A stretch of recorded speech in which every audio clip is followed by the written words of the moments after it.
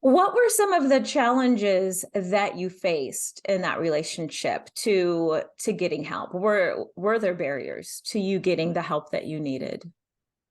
Oh, for sure, because he was always it's you gotta look.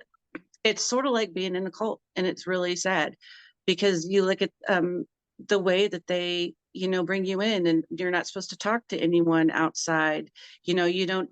This is our family business, so I don't didn't have friends. There weren't family friends. There were some that came and went, but none stuck around, and I didn't. And it was because he was a jerk. But they didn't stick around long enough versus didn't care versus didn't want to get involved to say, hey, those things that he says, and he slaps you on the ass, and you think it's, to me, that's one of my love languages is being touched. So then when you do get that touch, it's like, oh well, he must love me, but no, he didn't really. Is there anything you mentioned um, that like the people around you and yeah, I hear the isolation as you're sharing bits of your story. That the isolation sounds like that was just a consistent thread all throughout. So you didn't have a lot of people that you can turn to, but the few people that you did, you said they either didn't care or they didn't want to get involved. If Yes. someone had said to you in that time, like, hey, I noticed what's going on, this is not okay. If someone had intervened, do you feel like looking back on it that would have helped you, or would that I have think been? I think for sure, especially at some points when the abuse was so bad, me and my mindset wasn't healthy either.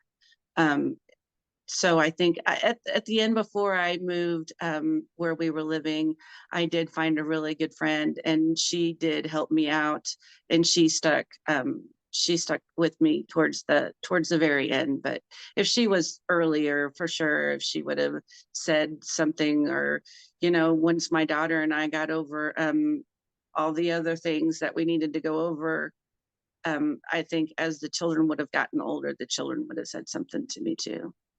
Mhm. But yeah, just I don't know, just maybe, even if you have a friend, and is he really a jerk, or is there more to it? And I think that that's the main thing. Just find out about your friend. Does he treat you nice? Does he do nice things for you?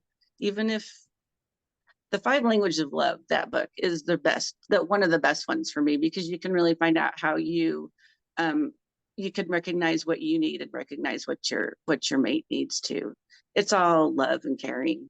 And if you don't feel loved or cared for, then there might be a issue. Let's look into it.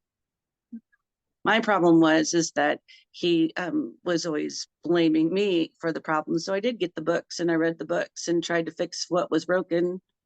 Um, but yet he didn't do the same thing. So they both have to be engaged. There's little things to pick up on, and knowledge is power, right? And education is amazing.